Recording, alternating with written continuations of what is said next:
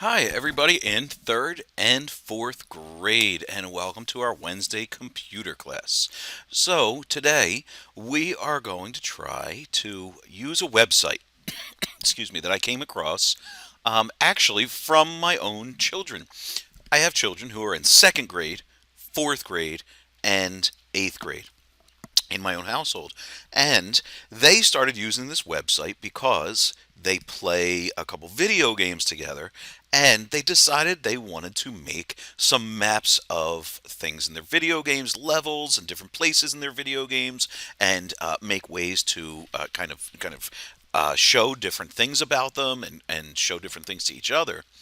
And so they started using a website that I found for them. And as they were doing it, I thought, hey, you know what? My kids in computer class might enjoy doing this too. So we're going to use a website today, and I'll show it to you first to say a couple quick things, and then have you give it a try. It is called. It's actually got two different names because you can get to it two different ways. It's either called Sketch.io or Sketchpad.app. Now, I'll put a link to it in Google Classroom so you could just click on that link.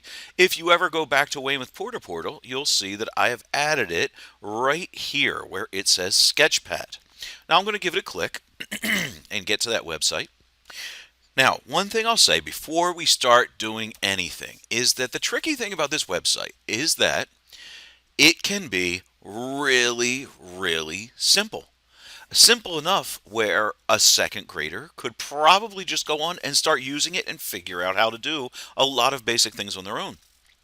But it can also get extremely complicated. So complicated that to learn every single thing you can do on this website and every tool and every feature and every setting, oh my goodness, we would have to spend hours and hours and hours and hours.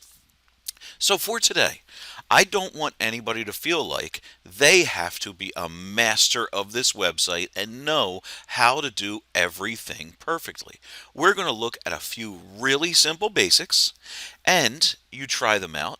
If you go and try some other things on your own, maybe they will work out and you'll like it, maybe they won't, and that's okay. So, this website is a free online site that you can do tons of different types of sketching or drawing or creating. And remember, I said a minute ago that I thought of using this as something we did for computer class because of my kids.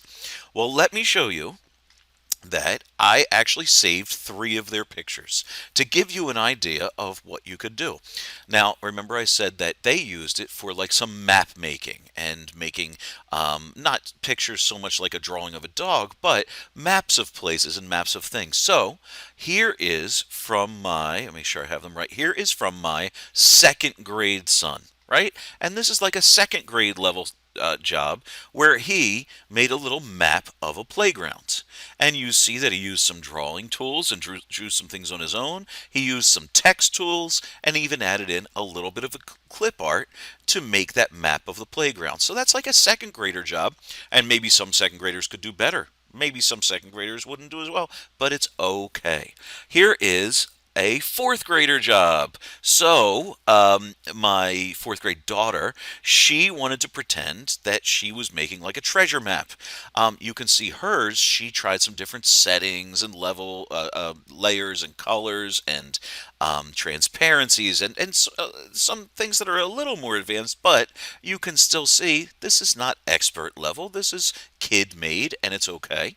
And then my eighth grade son made this at his level, and you might recognize what this is from if you've played this game, but it's a little more advanced, right? It's a little more detailed, and we see it doesn't have so much in the way of color and stuff, but it has some really nice design of spaces and labels and a key over on the side, a key that shows you where some different things are.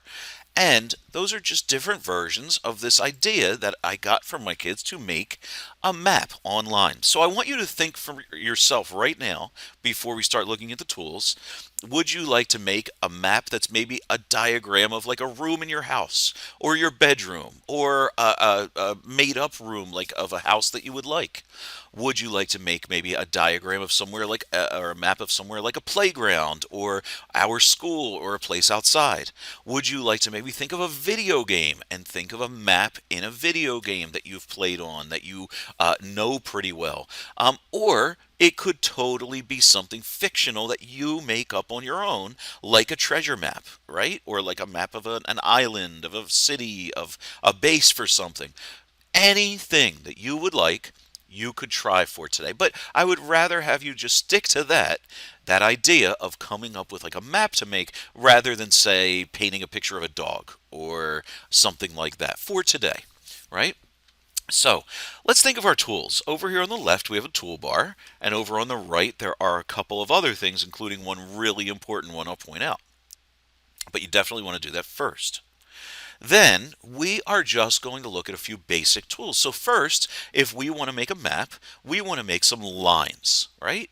And over here, yours probably has a pencil to start. Mine has a different icon. Yours probably has a pencil right here. And if we give that tool a click, it will show you a lot of settings for the different types of drawing tools. I have mine right now, it's just from something I did before. It's left on calligraphy, but I'm going to click the drop down arrow and I will tell you the main two that we would probably want to use today are pencil and line. Now, if you listen to my directions and you just stick to the simple things I say, this should go really well with no problem. If you are somebody who likes to try out things on your own and you want to try the spirograph or the sketchy or the spray paint or the crayon, you could try them. But remember this undo button, because if something goes wrong because you tried different things on your own, you might want to use undo if things start to be a mess or works out in a way you don't want.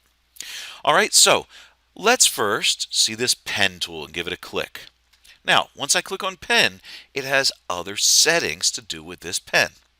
The first is the color. Or I'm sorry, we're not going to look at every one of them, but the first one I want you to look at is the color, where it gives us a fill color, that's the inside color, and the outline, it's the outline color.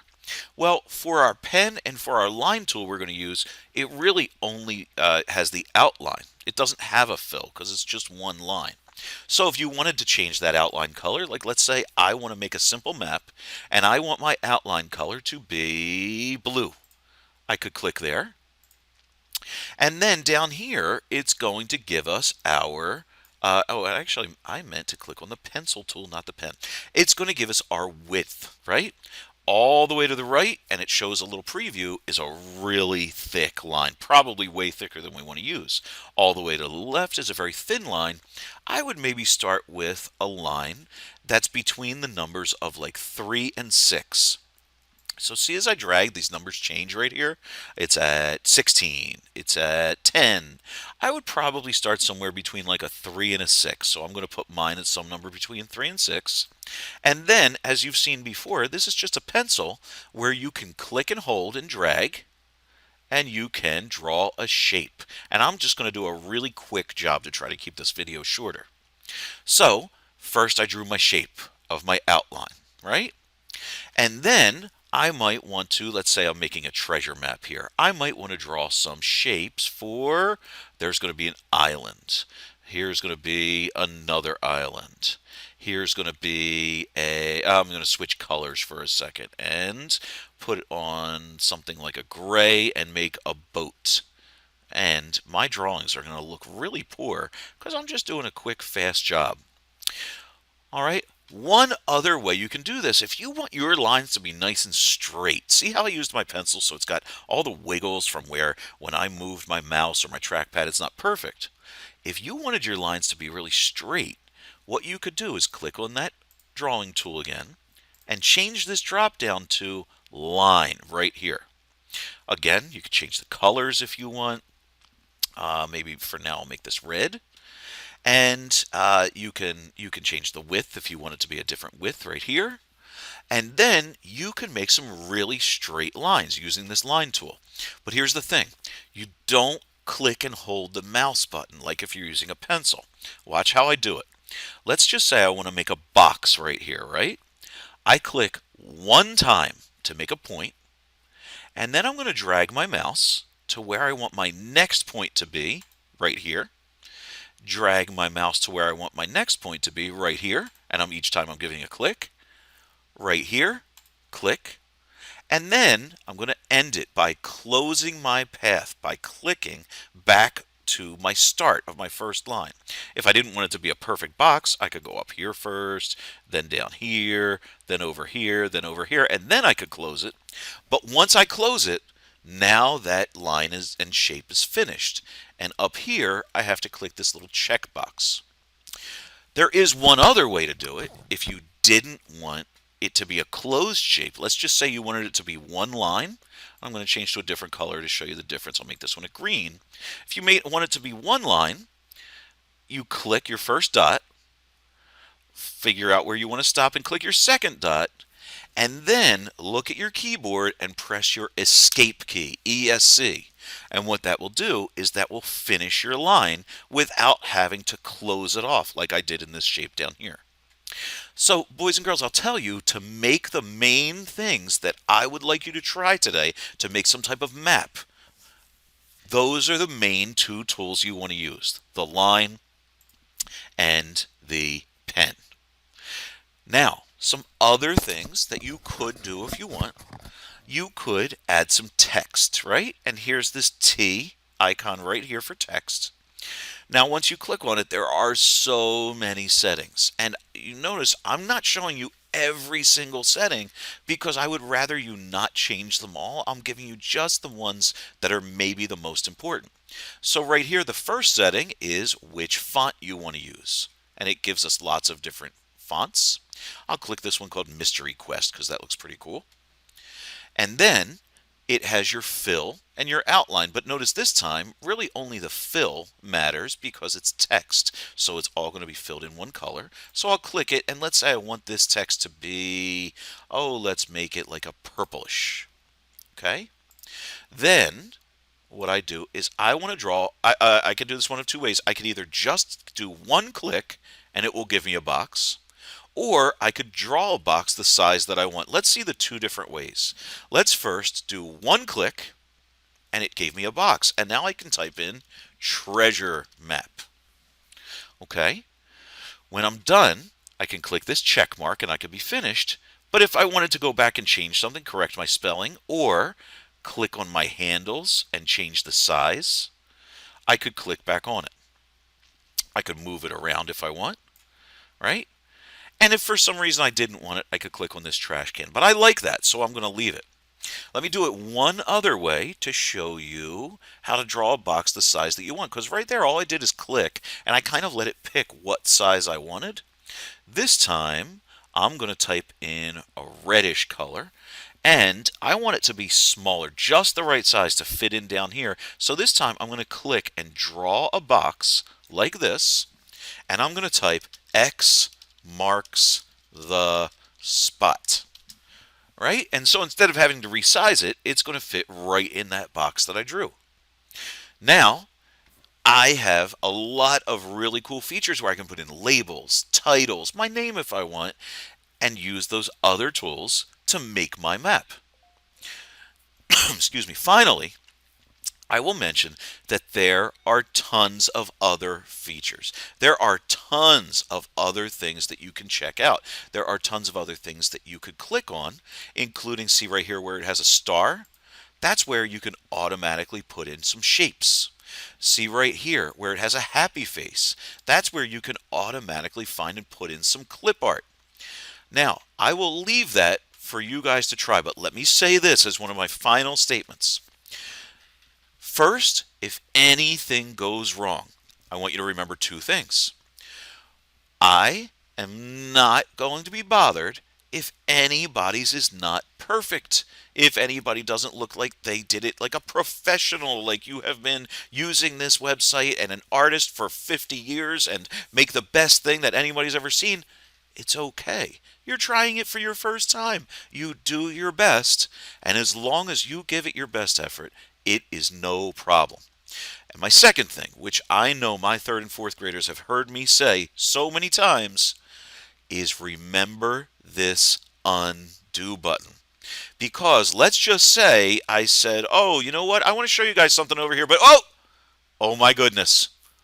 I just made a giant cow, a giant crooked cow appear all over my drawing, all over my screen. I don't get upset. I don't worry. I don't feel like everything's ruined or it's such a problem. I just go to my undo button, give it a click, and no big deal. All right, so once you are finished, what do we do with your drawing? What do we do with it? How do we save it? How do we get it? What do we do? Well, that gets just a little bit tricky, so I'm going to ask you to pay really good attention and listen.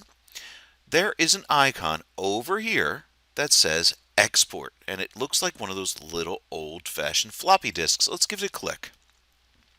It actually gives us a lot of different options here. Okay, I could explain these and go into detail, but it gets a little technical. So the easiest thing for you guys to do would be to click on Download JPEG. Now, you're most likely doing this on a Chromebook, and it's a little different depending on if you do it on a laptop, like a Windows computer, or a Chromebook. If you click Download JPEG, download JPEG right now, what that will do is it will download it to your Chromebook, and you'll see right around here where my mouse is circling, a box will pop up with a little link that says show me those files or open that file location. If you do that, it will open up where your files are in your Chromebook and show you where that image is saved to something called the downloads folder. Okay, so if anybody gets a little confused by that or has a question about that, I know that's tricky, and that's something that would be way easier to show you in person if we were like in class. So you can send me a message or let me know if you have any problem with that. But once you're done, again, click on that save disk or that export disk, click on download JPEG, and then, as long as you see that box pop up right here on the bottom right, it's saved to your downloads folder on your Chromebook, and there's a little link you can click on that'll open that folder to show you where it is. Okay, and for my very, very last point for today, let me say this. Once you do that, once you give it a try, you are finished for today and you can be done. However, if you are somebody who likes this and wants to do it more and wants to do your own, what you could do is you could go back over to here to where it says open, and it looks like a folder icon right here. You'll see, and I have a couple samples, but you'll see any that you've already done, or you could click this plus sign and create a new one, a brand new one. Now, like I said before, I had my second grader, my fourth grader do this, and they had no help and did it totally on their own. So I know that you guys can. And everybody's a little different. Everybody has different talents and different skills. But you guys, after you do it for computer class today, if you want to try it out, experiment with other things, other features, give it a try on your own and see what you can do, that is awesome and wonderful. I hope you enjoy it, boys and girls, and I hope you have a great rest of your day.